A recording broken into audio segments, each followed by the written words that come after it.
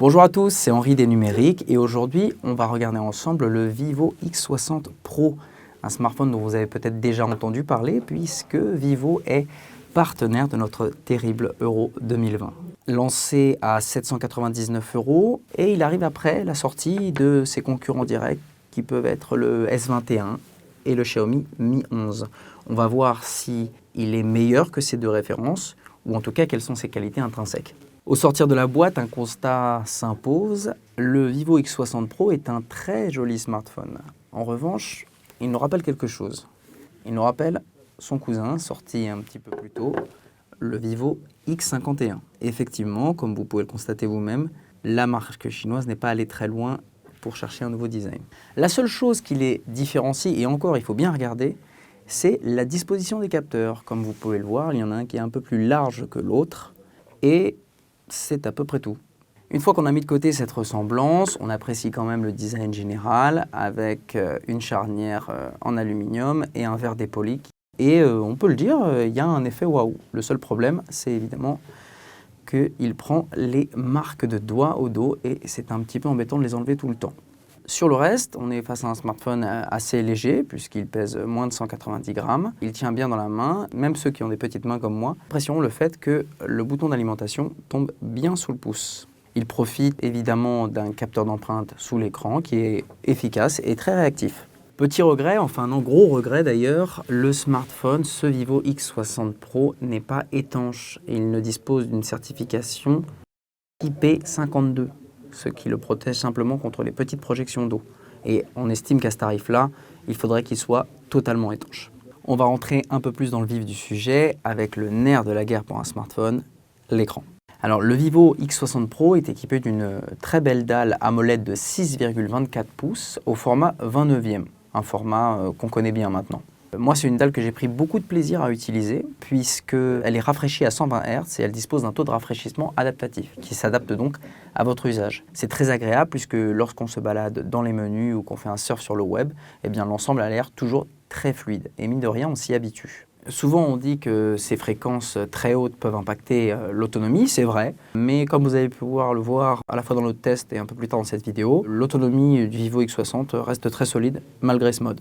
Après être passé par nos labos, on a pu constater que son taux de luminosité maximale était dans la moyenne. On aurait aimé un peu plus. Celui du S21 est très élevé et celui du Mi 11 aussi. D'ailleurs, au sortir de la boîte, on estime qu'il a besoin d'un recalibrage. On vous explique comment faire sur le test, puisque les couleurs sont un peu trop froides. Mais une fois que vous le mettez dans le bon mode, vous disposez d'une dalle extrêmement bien équilibrée et très agréable à utiliser au quotidien. Alors pour animer tout ce beau monde, le Vivo X60 Pro tourne sous Android 11 avec sa surcouche, la surcouche FunTouch OS 11.1. Alors avant on avait un peu de mal avec les surcouches chinoises parce qu'elles étaient trop bariolées, il y avait trop d'applications extérieures. Ça s'est beaucoup amélioré puisque visiblement les fabricants asiatiques ont compris qu'en Europe on aimait les surcouches assez épuré et assez proche en Android stock. Alors on a certes quelques applications, une application vivo.com, quelques petites applications maison, mais rien de très gênant. On peut commencer à prendre en main et être à l'aise très facilement dès la sortie de la boîte. Ce qu'on apprécie même avec cette surcouche, c'est qu'elle propose de nombreuses options de personnalisation, c'est-à-dire que vous pouvez changer la forme des icônes ou la disposition du mode Always On qui permet d'afficher l'heure ou d'autres informations, même quand l'écran de votre smartphone est éteint. Donc voilà, c'est très lisible, vous ne risquez pas de vous perdre ni dans les options ni dans les applications. On apprécie le fait que Vivo ait voulu livrer quelque chose de très épuré. Du coup, on est en face d'une interface très réactive et très fluide. En parlant de fluidité, on va passer aux performances et donc à ce qui anime ce smartphone. Un Snapdragon 870 couplé à 12 Go de RAM et 256 Go de stockage. Alors Vivo a opté pour ce processeur en particulier et ce n'est pas le plus puissant puisqu'on sait que c'est le Snapdragon 888 qui anime notamment le Xiaomi Mi 11 et l'Exynos 2100 qui anime le Samsung S21. Pourtant, à l'usage, c'est quand même très difficile de voir une différence, notamment dans tout ce qui est utilisation intense du multitâche. Effectivement, on le perçoit en jeu, où on a un framerate qui est un peu plus léger que ses deux concurrents du jour, mais le 870 est un SoC extrêmement capable, il est peu énergivore, enfin en tout cas moins que le 888. Il permet de faire absolument tout. On vous renvoie vers nos tests labo pour voir les petites différences qu'il a avec ses concurrents. Pour les autres commodités, effectivement, c'est un smartphone compatible avec la 5G qui dispose d'une puce NFC mais qui n'a pas d'eSIM. On parlait de puce énergivore, l'énergie, parlons-en. Le Vivo X60 Pro est équipé d'une batterie de 4200 mAh. Elle nous a plutôt convaincus. C'est pas facile d'attaquer le Vivo sur cet aspect-là, puisque d'après nos protocoles de test, il a tenu 16h10. Et c'est plus que ses concurrents directs, le Mi 11 et le S21. Le petit bémol, c'est qu'il met un peu plus de temps à se recharger. Là où une grande majorité des acteurs chinois proposent des charges très rapides, le Vivo X60 Pro ne propose qu'une charge 33 watts et il a fallu quand même 1h24 pour refaire totalement les batteries. C'est bien, mais ça pourrait être beaucoup mieux. Vivo mise énormément sur la photo pour vendre ses smartphones et notamment son smartphone haut de gamme. Il est évidemment passé par nos labos. Qu'en est-il ici? Eh bien, le X60 Pro est équipé d'un triple capteur photo avec un grand angle de 48 mégapixels. Il nous a plutôt convaincus, le grand angle, tout du moins. Le niveau de détail était plutôt élevé, même si on a toujours cette tendance qu'on retrouve beaucoup sur les smartphones chinois à rehausser peut-être un peu trop artificiellement les couleurs. Le rendu reste très bon et vous pourrez prendre des clichés en extérieur de jour très qualitatifs, en 12 ou 48 mégapixels en utilisant la technique du pixel binding. De base, il prendra ses clichés en 12 mégapixels, mais vous pouvez monter en 48. En revanche, effectivement, comparé au S21 qui est son concurrent direct ici, on a une petite préférence pour le coréen puisqu'on trouve le rendu un peu plus naturel. Les couleurs nous paraissent un peu plus justes. En ce qui concerne l'ultra grand angle, un ultra grand angle de 13 mégapixels, on préfère celui du S21,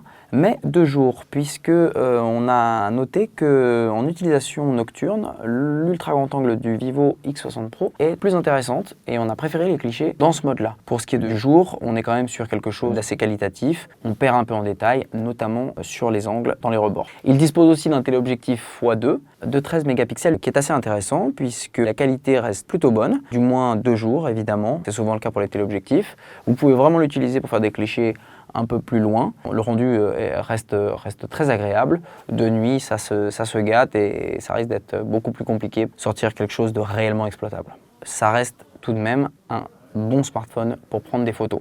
En ce qui concerne la vidéo, Vivo s'enorgueillit d'avoir intégré un stabilisateur gimbal dans son smartphone. C'était le cas aussi sur le X51. Mais celui-ci est censé proposer des performances encore meilleures. Alors, on l'a testé, on a même un article dédié qui est directement sur notre test. La performance est en demi-teinte, on va dire. Effectivement, l'image est plutôt bien stabilisée, d'ailleurs mieux stabilisée en optique que la plupart des autres smartphones, mais on l'a aussi comparé à l'iPhone 12 Pro Max qui fait un petit peu valeur de maître étalon sur la stabilisation vidéo. Là aussi, on a pu constater qu'il était bon, mais en revanche, on a vu que lorsqu'il était stabilisé de cette façon, optiquement, eh bien, il compensait un peu trop par un phénomène de saccade, c'est-à-dire que, vous pouvez le voir sur la vidéo de notre test, pour mieux compenser, ne pas montrer de coupure à l'écran, eh bien, on a parfois l'impression que la caméra fait de légères saccades et corrige elle-même le défaut, la coupure. C'est un peu gênant et pour le coup, on trouve que l'iPhone 12 Pro Max fait mieux. Il est possible de stabiliser encore plus l'image avec un mode dit avancé, mais à ce moment-là, on ne peut plus filmer en 4K et on ne peut filmer que en Full HD et l'image est croppée de façon beaucoup plus nette. Donc effectivement, on a une stabilisation qui est encore meilleure, mais le cadre s'est nettement réduit. Alors en conclusion, qu'est-ce qu'on peut dire de ce smartphone? Eh bien, ce Vivo X60 Pro est un bon smartphone.